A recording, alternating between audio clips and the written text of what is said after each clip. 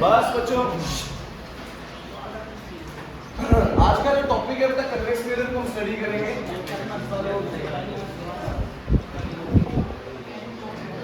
काफी इंपॉर्टेंट है, समझ आ जाएगा बहुत अच्छे से अगर ध्यान से समझोगे तो बेटा। कन्वेक्स मिरर आज आज पूरा भी हो जाएगा पूरा, ठीक है। फिर कल न्यूमेरिकल्स, कल ऊपर से 2 दिन न्यूमेरिकल करेंगे और रिफ्लेक्शन पूरा हो जाएगा बेटा हमारा, ठीक है। मतलब इस चैप्टर के 2 पार्ट है एक्चुअली में, रिफ्लेक्शन और रिफ्रैक्शन। तो रिफ्लेक्शन कंप्लीट हो जाएगा 2 दिन के अंदर बेटा, आगे आने वाले 2 दिनों में, ठीक है। न्यूमेरिकल्स एक न्यूमेरिकल इस पे कंफर्म आएगा पेपर में बेटा, डैम श्योर है पेपर में आएगा ही आएगा बेटा। तो न्यूमेरिकल बहुत इंपॉर्टेंट है इस चैप्टर के, हम करेंगे बेटा। वो जब समझ आएंगे जब आज और कल वाला जो टॉपिक गया बेटा वो दोबारा समझ आ गए। कन्वेक्स मिरर होता क्या है, ये सब हम लोग कर चुके हैं वैसे तो। जिसका आउटर सरफेस जो होता है, बाहर वाला सरफेस जो होता है वो कैसा होता है, रिफ्लेक्टिव होता है। मतलब जो रिफ्लेक्शन होगी ना इस आउटवर्ड सरफेस से होगी, जो रिफ्लेक्शन होगी बाहर वाले सरफेस से होगी, आउटवर्ड सरफेस से होगी बेटा।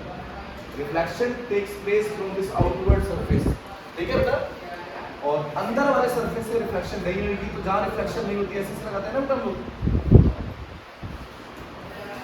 जो रिफ्लेक्शन होगी वो आउटवर्ड सरफेस से होगी, अंदर वाले सरफेस से रिफ्लेक्शन नहीं होगी बेटा। ये बात समझ आ गई। कन्वेक्स मिरर में क्या होता है, reflection takes place from the outward surface, बाहर वाले सरफेस से रिफ्लेक्शन होगा और अंदर वाले सरफेस से कोई भी रिफ्लेक्शन नहीं होगा। बोलो यहाँ तक समझ आई बात, ठीक है। अब बात करते हैं बेटा, देखो ऑब्जेक्ट तो हमेशा इस साइड ही होगा बिकॉज रिफ्लेक्शन सरफेस इधर है।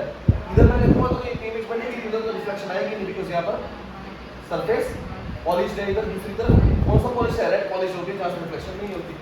तो ऑब्जेक्ट तो मुझे इस साइड ही रखना है, ठीक है। अगर मैं बात करूं इसका सर्कल कहाँ पूरा हो रहा है, इधर बेटा। होलोस्फीयर जिसका मिरर बना हुआ है उस साइड होगा, इसका सेंटर भी क्या होगा, इधर होगा। इसका जो सेंटर ऑफ कर्वेचर होता है वो मिरर के बिहाइंड होता है। मिरर इस साइड है बेटा, इसका मिरर ये है, ये वाला सरफेस है, ये मिरर है बाहर वाली तरफ से सरफेस। तो उसका जो सेंटर है वो इधर है, तो इसका जो सेंटर ऑफ कर्वेचर होता है वो कहाँ होता है, बिहाइंड पर मिरर होता है, मिरर के बिहाइंड होता है।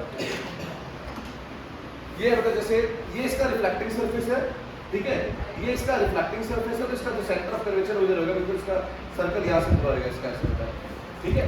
आप इसमें देखना, इसके अंदर आपको अपनी इमेज दिखाई देगी बेटा, बिल्कुल क्लियरली, ठीक है। तो ये वर्चुअल इमेज होती है जो हमें इसके अंदर विजिबल होती है इसके अंदर, ठीक है बेटा। ये देखेंगे हम आपका, इसका सेंटर इस साइड पूरा हो रहा है। इसका मतलब ये है बेटा, इसका जो सेंटर ऑफ कर्वेचर है वो बिहाइंड द मिरर होता है बेटा। ये सब चीजें इसके दोनों के लिए एसेंशियल रीजन ऐसे क्वेश्चन बनते हैं, ठीक है बेटा। अब ये क्या रहेगा, इसका पोल हो जाएगा। पोल क्या होता है, centre of the reflecting surface of the mirror. ये सब हम कर चुके हैं ऑलरेडी, लेकिन एक बार बेस बनाने के लिए जिसकी आज पहली या दूसरी क्लास है उसको समझ आ जाएगा इसको बेटा। सेंटर ऑफ कर्वेचर क्या है, ये उस होलोस्फीयर का सेंटर है जिसका हमारा मिरर क्या है, पार्ट है।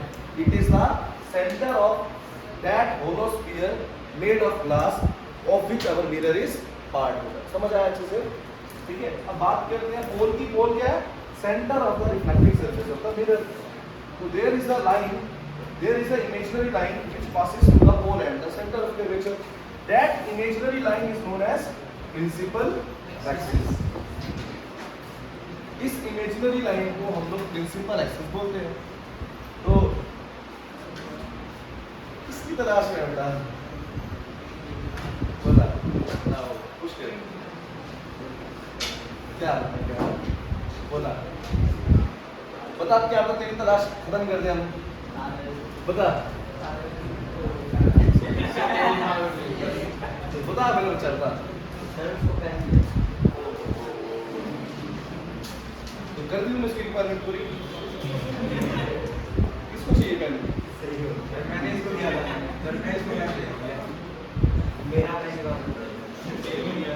अरे तुम ये बाद में कर देना जो लेना देना तुम्हें आपस में, अभी यहाँ पे ध्यान दो।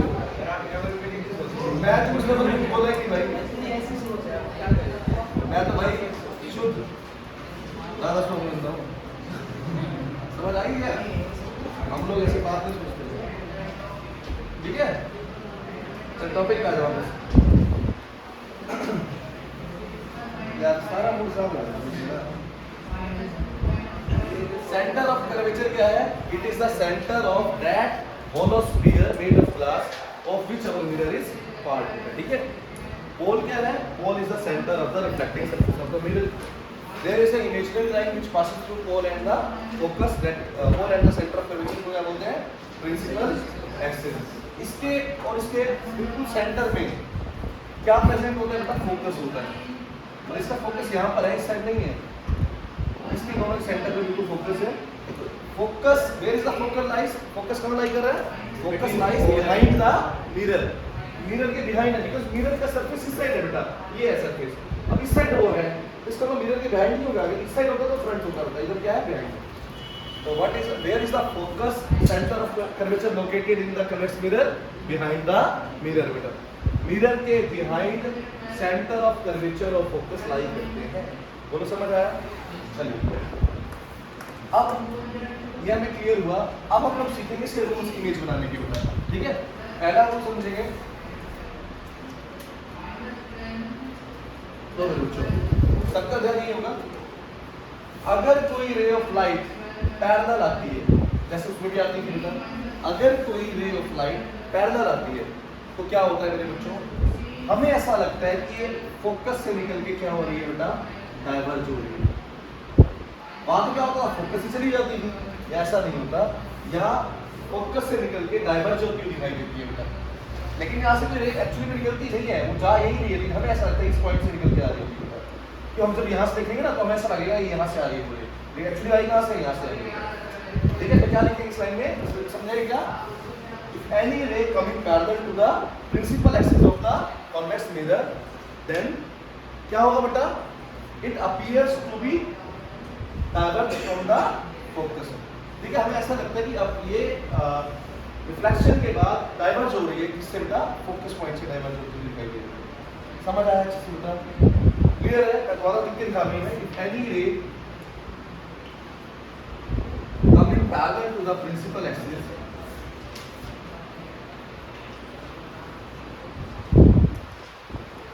any ray coming parallel to the principal axis appears to diverge from principal focus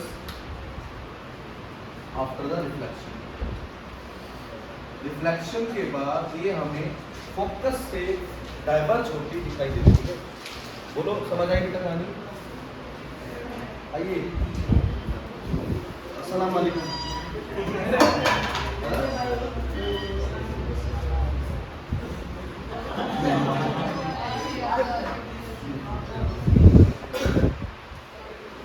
चलो देखो बेटा, any ray coming parallel to the principal axis appears to diverge होता है. डाइवर्ज होती दिखाई देती है फोकस से. नोट करो इस पहले पॉइंट. Rule number 1. अच्छा, इसका मेरे को आई और आर दिखाना हो. सेम पॉइंट है बेटा. सामने देखो बेटा, ये क्या है? Point of incidence. ये क्या है? Centre of curvature. यहाँ से डॉटेड लाइन ड्रॉ कर देना. ये क्या बनेगा? नॉर्मल. इसको और आगे कर देना नॉर्मल. ये आई हो जाएगा और ये क्या हो जाएगा? आर. अगर आई और आर दिखाना है आपको तो बेटा. ठीक है, नोट करो अच्छा, नोट करो. पहला रूल फिर से देखो मेरे बच्चों. अगर ये सेंटर है, फोकस है, अगर कोई रे ऑफ लाइट पैरेलल आती है तो हमें ऐसा लगता है कि कहां से डाइवर्ज हो रही है? फोकस से डाइवर्ज हो रही है. अब इसका आई और आर दिखा रहे हैं. ये आई हो जाएगा और ये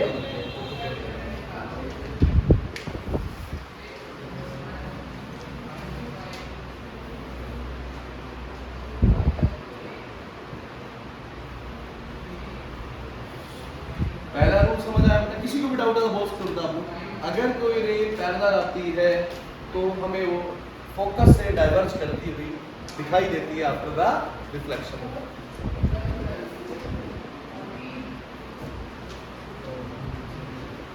हर्ष ऐसे करेगा तो मूवी में रोल नहीं मिलेगा बेटा. बात हम देख लेते हैं. नहीं लाया बस मैं आपको दिखाई. सर अभी थोड़ी देर बाद लेके आते हैं. इसके बाद रोल मिल जाएगा इसको. देखो कोई बात नहीं सर, नेक्स्ट टाइम जाएंगे. बोतल लगा के दे दो.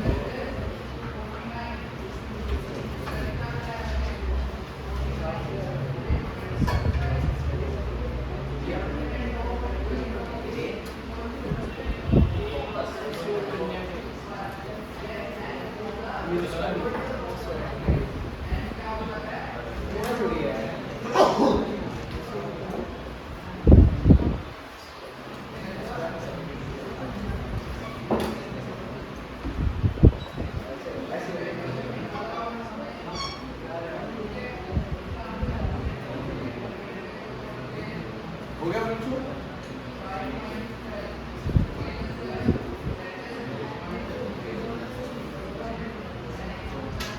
करें भैया?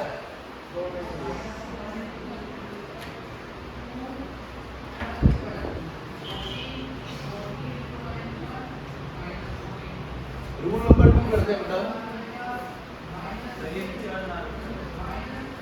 ये कर दूं? चलो जी, रूल नंबर 2 आप लोग क्या लिखोगे?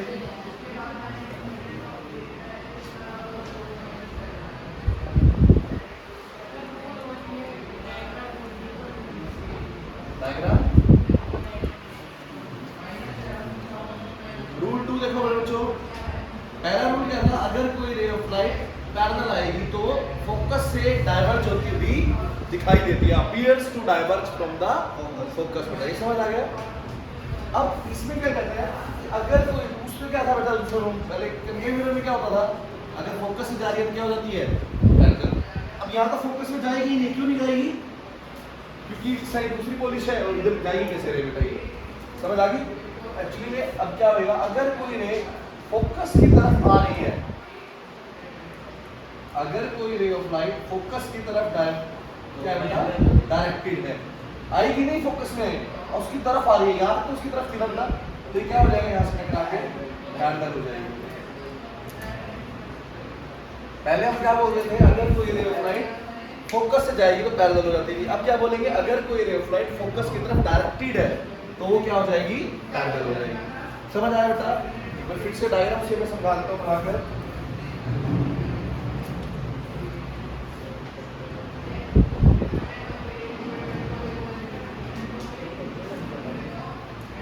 अगर कोई रे ऑफ लाइट फोकस की तरफ डायरेक्टेड है तो क्या हो जाएगी बेटा? रे ऑफ लाइट पैरेलल हो जाएगी। ये रूल है। आई और आर वास्ते इसमें हम लोग इस पॉइंट को किसी में करेंगे, और इसको थोड़ा बढ़ा लेंगे। ये आई और ये क्या हो जाएगा? अगर पेपर में है तब दिखाना है, अदरवाइज नहीं है। पूछे कि आई और आर दिखा होता तब, ठीक है? पता होना चाहिए आपको कैसे करते हैं, ठीक है? देखो, if any ray directed towards the principal focus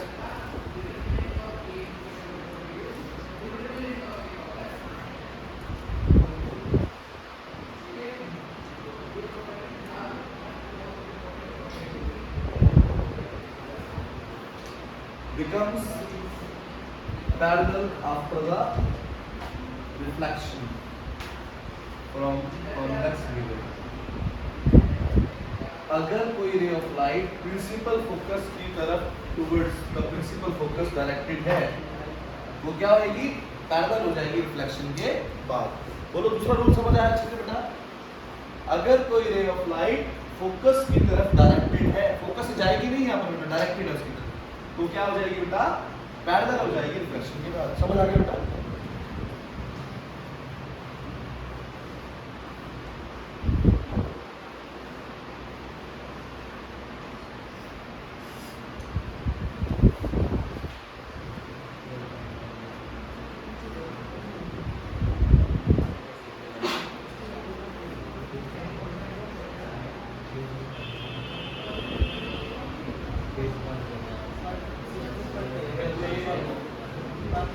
चलिए रूल नंबर 3 में बेटा,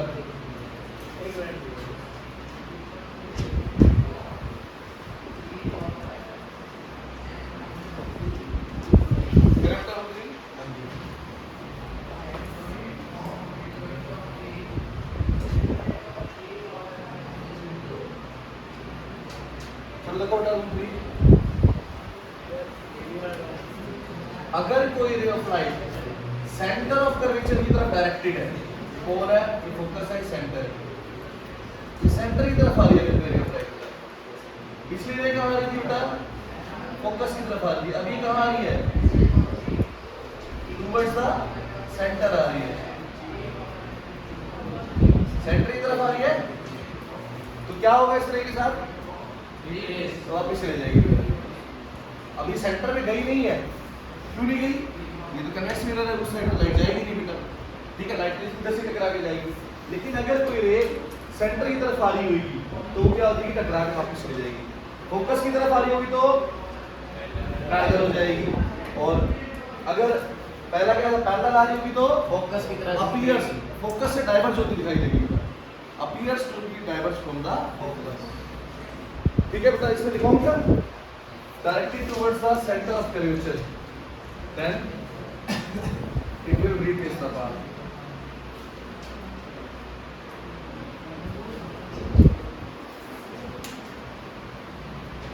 पहला रूल बेटा पैरेलल आएगी तो क्या होगा बताओ फोकस की तरफ जाएगी तो दिखाई देगी पैरेलल आएगी तो क्या होगा फोकस से डाइवर्ज करती हुई दिखाई देगी बेटा अगर फोकस की तरफ आ रही होगी तो क्या होगा पैरेलल हो जाएगी सेंटर ऑफ कर्वेचर से जाएगी तो क्या होगा रिट्रेस करेगी अपने पाथ को ठीक है भाई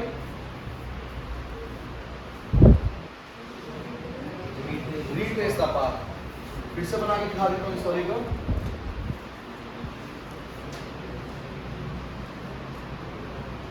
ये बॉल है फोकस है सेंटर रे जो है सेंटर की तरफ आ रही है क्या होगा वापस समझ आ गया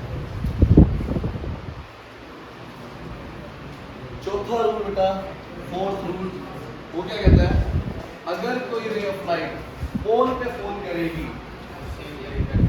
सेम एंगल बनाकर प्रिंसिपल एक्सिस के साथ रिफ्लेक्ट बैक हो जाएगी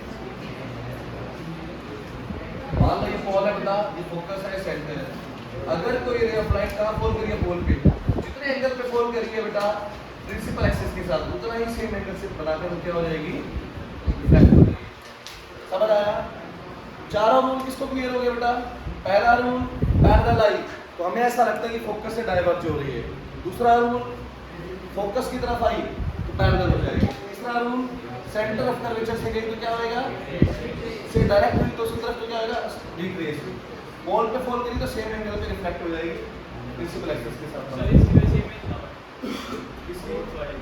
इमेज तो भी बनाएंगे कितने का रूल से इमेज बनाने की रे डायग्राम ऑफ सीखेंगे इसके बाद हाँ लिखेंगे ग्रुप में समझ आ गया ये तो आएगा अच्छा शाबाश नहीं ना सर याद है नेक्स्ट करवा क्या करेंगे ये बातें बुक में मार रहा है ये फोकस है क्या होगा what happened to this ray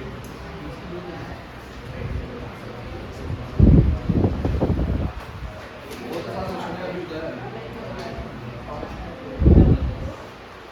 किसको पता है रेज योर हैंड अरे ऊपर देखो यार हाथ ऊपर करो बढ़िया वाले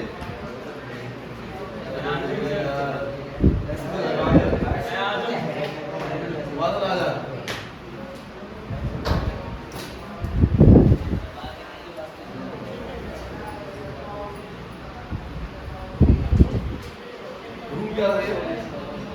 अगर कोई रे फोकस की तरफ डायरेक्टेड है तो वो पैरेलल हो जाएगी बेटा अगर सेंटर ऑफ कर्वेचर की तरफ होती तो रिट्रेस पैरेलल होती तो फोकस से निकलती हुई डाइवर्ज करती हुई दिखाई देती और पोल पे सेम एंगल पे ठीक है चारों रूल्स सब आगे बढ़ते हैं बेटा रे डायग्राम्स बेटा फॉर करने के लिए कन्वेक्स मिरर रे डायग्राम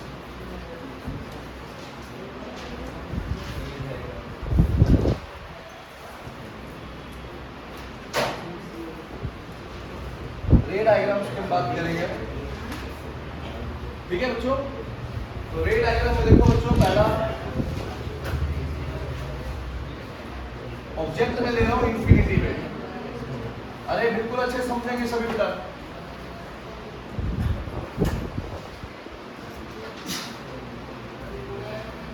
ये पोल है फोकस है ये सेंटर है करते हैं पहला मैं ले रहा हूँ ऑब्जेक्ट को, मैं कहाँ ले रहा हूँ बेटा, इंफिनिटी पे। तो सबको पता है जब भी ऑब्जेक्ट इंफिनिटी पे होता है, बहुत दूर होता है, तो कैसे लेते हैं रेस को, बताओ कैसे लेते हैं रेस, पैरेलल। कल बताया था ये बात, परसों भी बताई थी, कल भी बताई थी। अगर कभी भी ऑब्जेक्ट इंफिनिटी पे होगा तो rays are taken as parallel. और यहाँ पर हम लोग जो ऑब्जेक्ट ले रहे हैं वो प्रिंसिपल एक्सिस के बिल्कुल परपेंडिकुलर दे रहे हैं, तो मतलब रेज जो आएगी वो प्रिंसिपल एक्सिस की भी क्या आएगी, पैरेलल आएगी। ठीक है, इसे समझना और भी आसान हो जाता है। हाँ? देखते हैं यहाँ पर अब फोकस में मीट तो करिए इसकी बेटा, क्यों, बिकॉज सेंटर इज नहीं होता क्या, जब पैरेलल आती है तो फोकस से निकल के क्या होती है, डाइवर्ज होती हुई दिखाई देती है। ये इधर गई, ये वाली इधर गई, ये वाली ये बेटा इस साइड गई, ये वाली ऐसे हो रहा बेटा। देखो ये पैरेलल आई, मैंने आपको बताया जो पैरेलल आती है तो फोकस से निकल के डाइवर्ज होती है बेटा। ये पैरेलल आई, फोकस से निकल के डाइवर्ज होती है, ये पैरेलल आई, फोकस से निकल के डाइवर्ज होती है, ये पैरेलल। समझ आ गई बेटा? तो क्या ये रेस नहीं मीट करेगी आपस में, ये इधर जा रही है, एक इधर जा रही है, एक इधर जा रही है, एक इधर नहीं जा रही है, बिकॉज ये डाइवर्ज हो रही है, इसलिए कभी भी मीट नहीं करेंगी। लेकिन अगर इनको बैकवर्ड प्रोड्यूस कराएं तो इस हमें दिखता है कि फोकस से मीट होते हुए दिखाई दे रही है। एक्चुअली मुझे मीट नहीं कर रही, लेकिन हमें फोकस पे अपीयर्स टू मीट हो रही है। ठीक है, ऐसे मिरर को हम लोग क्या बोलते हैं, ये डाइवर्जिंग मिरर बोलते हैं। पहली बात तो बिकॉज रेस डाइवर्ज हो रही है, और दूसरा इसका जो फोकस है वो कैसा है, वर्चुअल फोकस है, रियल फोकस नहीं है। ठीक है बेटा, ऑब्जेक्ट कहाँ रहा बेटा, बताओ, इंफिनिटी। इमेज कहाँ वाली मेरे बच्चों, एट एफ। ठीक है, बिहाइंड द मिरर, मिरर के बिहाइंड जो फोकस है वहां पर बनी है। समझ आया? साइज क्या है बेटा, बताओ, हाईली डिमिनिश्ड, और कैसे पॉइंट साइज।